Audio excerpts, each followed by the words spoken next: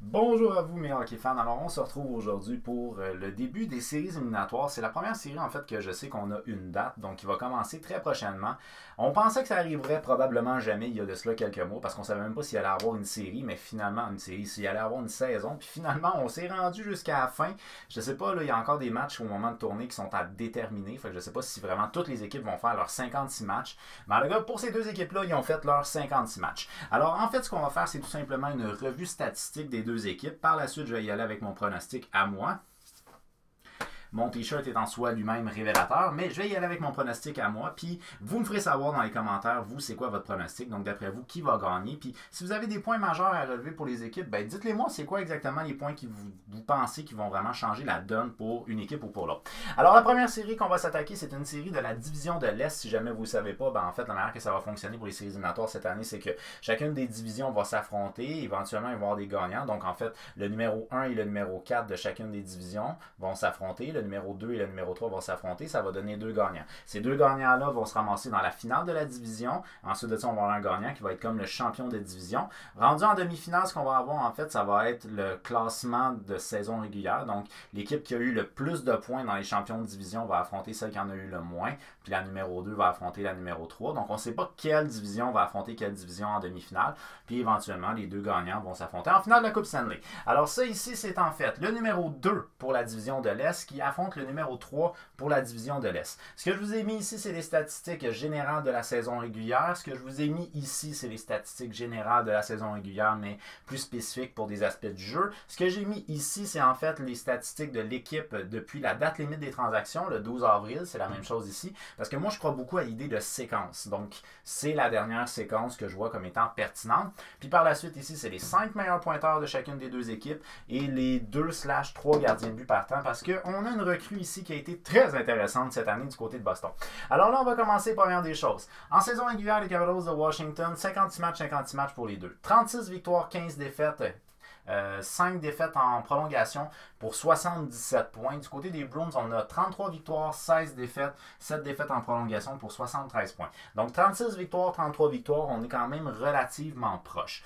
En termes de buts marqués, on a une moyenne de 3,36 du côté des Capitals de Washington, 2,93 du côté des Bruins de Boston. Force est d'admettre, c'est que l'attaque des Capitals est plus menaçante que celle des Bruins. Quoiqu'à 2,93, t'es pas à plaindre, mais quand même, elle est quand même plus importante du côté des Capitals de Washington que du côté des Bruins de Boston. But encaissé, une moyenne de 2,88 du côté des Capitals et de 2,39 du côté des Bruins. Cette année, les Bruins devaient dealer sans Zdeno Chara. Fait qu'on a demandé à Charlie McAvoy de devenir le pilier de cette défensive-là et force est d'admettre, c'est qu'il a bien fait. Alors Charlie McAvoy a terminé la saison avec 51 matchs, 5 buts, 25 passes et 30 points. Quand même, comme défenseur numéro 1 pour l'organisation, il a très bien fait le jeune. Fait que ça, c'est super intéressant pour l'avenir des Bruins de Boston parce que je pense qu'on peut être en confiance comme général à la défense avec Charlie McAvoy, ou du moins c'est l'impression qu'il a donné cette année. Ensuite de ça, au niveau de l'avantage numérique, on a 24,8% du côté des Capitals de Washington et on a 21,9% du côté des Bruins. Fait que force encore là et d'admettre, c'est que les Capitals ont un avantage au niveau de l'attaque, mais aussi au niveau de l'avantage numérique. En désavantage, 84% du côté des Capitals et 86%. Donc, on va donner l'avantage de l'offensive aux Capitals de Washington, l'avantage de la défensive aux Bruins de Boston. En termes de séquence, je vais devoir donner l'avantage aux Bruins de Boston. Parce que depuis la date limite des transactions, les Capitals ont 9 victoires, 4 défaites et 1 défaite en prolongation. Les Bruins, 12 victoires, 4 défaites et 1 défaite en prolongation. C'est sûr que les Bruins ont joué plus de matchs, par contre, depuis la date limite, comparativement aux Capitals de Washington. Mais quand même, leur ratio de victoire est peut-être plus intéressant du côté des Bruins qu'il l'est du côté des Capitals de Washington. Un autre point qui est intéressant du côté des Bruins, c'est l'acquisition de Taylor Hall. Parce que Taylor Hall est arrivé à la date limite des transactions et il a bien fait. Avec Krejci, ça a eu quand même un impact qui a été immédiat. Et ça, c'est intéressant pour les Bruins parce que ça diversifie l'attaque. C'est plus juste la ligne de Bergeron, Marchand puis Pasternak. Tu as aussi la ligne de Krejci, Taylor Hall. Taylor Hall, lui, depuis son arrivée avec les Bruins, en 16 matchs, 8 buts, 6 passes, 14 points quand même. 8 buts en 16 matchs, c'est très bon. Fait que je pense que du côté des Bruins, on a quand même une équipe qui est solide de manière générale. Du côté des Capitals, on a certaines lacunes, mais on a une attaque qui est très intéressante. Un point que j'ai vraiment pas aimé du côté des Capitals cette année, c'est discipline. Là, ce que je mentionne, c'est première des choses. Samsonov, qui a été mis de côté, protocole COVID-19, en même temps que je crois que c'était Kuznetsov puis Alexander Ovechkin. Ça, c'est un premier warning. OK? Donc, en fait, c'est que les gars auraient comme passé une soirée dans la chambre d'hôtel. Si vous connaissez peu l'histoire, disons, hors glace, Kuznetsov est un gars qui a des problèmes de dépendance à des drogues dures. Ce que j'aime pas, c'est que par la suite, plus tard dans la saison, Samsonov a été suspendu pour des mesures disciplinaires par l'organisation des Capitals, tout comme Kuznetsov. J'ai peur. J'ai peur parce que Samsonov, c'est le gardien qu'on voit comme étant celui d'avenir de l'équipe. Et j'aime pas voir que on dirait que Kuznetsov a une influence sur lui. Il y a un problème au niveau de la discipline dans cette organisation-là et c'est quelque chose que j'aime pas. Bon, on a le scandaleux Tom Wilson aussi qui a connu une fin de saison plutôt dramatique. Sauf qu'un point, peu importe comment vous positionnez pour Tom Wilson, un point qui est intéressant, c'est que l'espèce de mascarade qui a suivi avec les Rangers, le match suivant, il y a eu une fois comme 8 ou 9 batailles dans les 4 premières minutes, puis tout le tralala, ça renforce l'esprit d'équipe. Parce que plusieurs gars de l'organisation se sont battus, puis au final, ils ont stand-up avec Tom Wilson. Donc, c'est quelque chose qui est bon pour l'esprit d'équipe de l'organisation. Même si Tom Wilson est un joueur qu'on peut considérer comme étant salaud puis qui donne des coups bas, tout le tralala, il reste que c'est quand même bon pour resserrer les liens de l'équipe. Si vous ne savez pas, Zdeno Chara, qui est rendu avec les Capitals de Washington aujourd'hui, il aime bien faire rire ses coéquipiers aussi. Fait qu'il y a une certaine dynamique alentour de ça qui est intéressante. Du côté des Browns, c'est une équipe qui est bien rodée puis on le sait depuis longtemps. Ça, il n'y a rien vraiment de nouveau là-dedans. Ce qui a été intéressant du côté des Bruins à voir, c'est comment allait se comporter Charlie McAvoy, puis il a bien fait, super intéressant. Puis l'arrivée de ce certain Jeremy Swayman. Ce gars-là, il arrive dans la LNH, c'est 10 premiers matchs, 10 matchs, 1.50, 945 d'efficacité. Il avait très bien fait au niveau de la NCAA. Il arrive dans la Ligue américaine, il fait très bien, 900 quelque chose de pourcentage d'efficacité. Il arrive dans la LNH 945. C'est sûr que c'est une courte séquence d'images. C'est pas quelque chose de très gros. Mais c'est quand même intéressant de voir qu'on a 3 gardiens qui ont quand même bien fait. Du côté des Browns, on a ce luxe-là. Alors, au niveau des 5 meilleurs pointeurs des Capitals de Washington, le premier, c'est Backstrom, un joueur de centre. 55 matchs, 15 buts, 38 passes, 53 points. Une très bonne saison, près d'un point par match, excellent. John Carlson, le défenseur, 52 matchs, 10 buts, 34 passes pour 44 points. Encore là, une très bonne saison sur un point de vue offensif pour John Carlson. TJ Oshie, qu'on a vu, d'ailleurs, qui a perdu son papa, qu'on a vu faire un tour du chapeau là, dernièrement, le match qui a suivi, dans le fond, la perte de son papa. Ça a été une saison émotive pour lui et encore là, cet aspect-là qui a fait un tour du chapeau après la perte de son papa, c'est quelque chose qui est bon aussi pour renforcer l'esprit d'équipe. Et ça, c'est quelque chose qui peut peser dans la balance du côté des Capitals de Washington. Intéressant à suivre. 53 matchs, 22 buts, 21 passes pour 43 points pour TJ Oshie. Très bonne saison. Alexander Ovechkin, 45 matchs, 24 buts, 18 passes, 42 points. Si je ne fais pas erreur, je pense que c'est sa première saison de moins de 30 buts, ou en tout cas, c'est sa première saison depuis très longtemps avec moins de 30 buts, mais il n'y a pas eu une saison complète, puis bon, en tout cas, il aurait pu atteindre les 30 buts dans une saison complète, je suis convaincu. Et par la suite, le très détestable Tom Wilson, un ailier droit, 47 matchs, 13 buts, 20 passes pour 33 points. Du côté des gardiens de but, là, on a eu Samsonov qui a manqué un bout de saison à cause qu'il avait été protocole de la COVID-19. Après ça, il a été suspendu pour des raisons disciplinaires par les Capitals de Washington.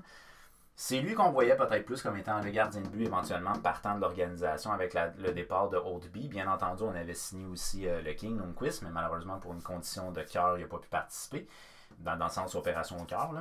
Donc le gardien de but qui a vu le plus d'action, c'est Vanecek, je pense que ça se prononce Vanecek. 37 matchs, 2.69, 908. C'est pas mauvais, c'est pas excellent, mais c'est pas mauvais. Et Samsonov, 19 matchs, 2.69, 902. C'est pas mauvais. C'est pas excellent, mais c'est pas mauvais. Alors, c'est les deux gardiens de but. Pour moi, je vois quand même un avantage au niveau du devant des filets. Je vois défensive et devant les filets, avantage aux Bruins. Attaque, avantage aux Capitals de Washington. Du côté des Bruins de Boston, business as usual, ma foi. Brad Marchand, meilleur pointeur, 53 matchs, 29 buts, près de 30 buts pour ce petit Brad Marchand-là.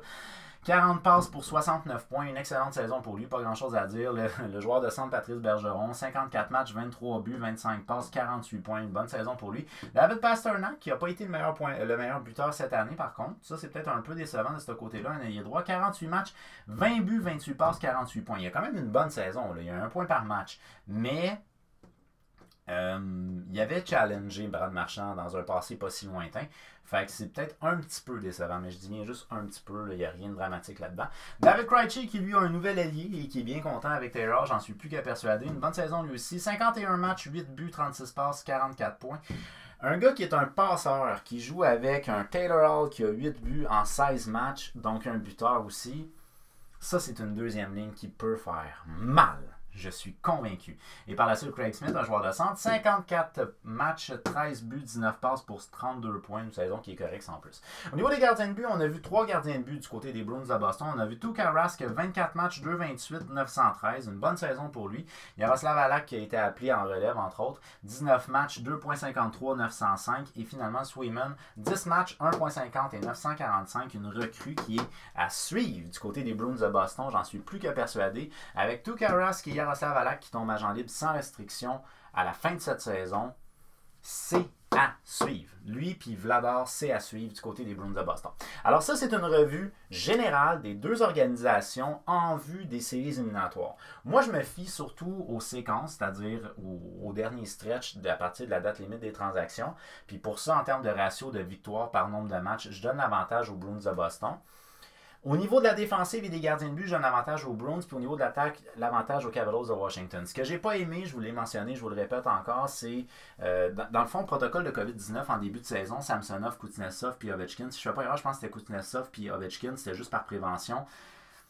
C'était un problème à la base de discipline. Ils n'avaient pas respecté ce qui avait été imposé par la LNH puis par leur équipe. Par la suite, d'autres mesures disciplinaires contre Kuznetsov puis Samsonov, ça ne me met pas en confiance. Il y a peut-être un manque de sérieux du côté de cette équipe-là. On sait que les Bruins de Boston, c'est une équipe qui, de manière générale, est très professionnelle. Mais comme je vous dis, les Capitals de Washington, c'est une puissance à l'attaque. Il n'y a pas de doute à avoir là-dessus. Puis c'est une équipe qui a du talent. Ils ont assurément du talent. S'ils réussissent à déstabiliser les Bruins de Boston, c'est parfaitement jouable pour cette équipe-là. J'ai absolument aucun doute. Moi, je donne l'avantage aux Bruins de Boston parce que je préfère leur séquence de fin de saison puis je préfère le côté défensif de cette organisation-là. Et je pense que Taylor Hall avec David Krejci, ça nous donne deux bonnes premières lignes pour être capable de rivaliser avec les gros canons des Capitals de Washington. C'est la raison pour laquelle moi, je donne avantage aux Bruins de Boston pour la série qui va les opposer avec les Capitals de Washington. Mais je m'attends à une série qui devrait être une série longue. C'est la raison pour laquelle je la donne aux Bruins de Boston, mais je la donne en...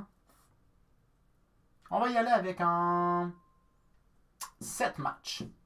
On se rend jusqu'à la fin.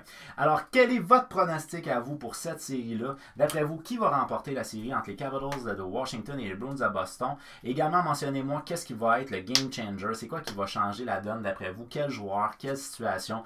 Faites-moi savoir au travers des commentaires. J'ai hâte de pouvoir voir ça. Bien entendu, on n'oublie pas, si vous avez aimé la vidéo, on l'aime, vous la partagez pour qu'on ait le maximum de gens possible pour jaser de hockey.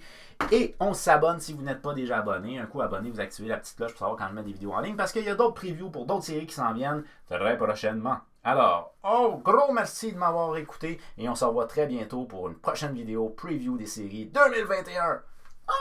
On va peut-être avoir une coupe cette année.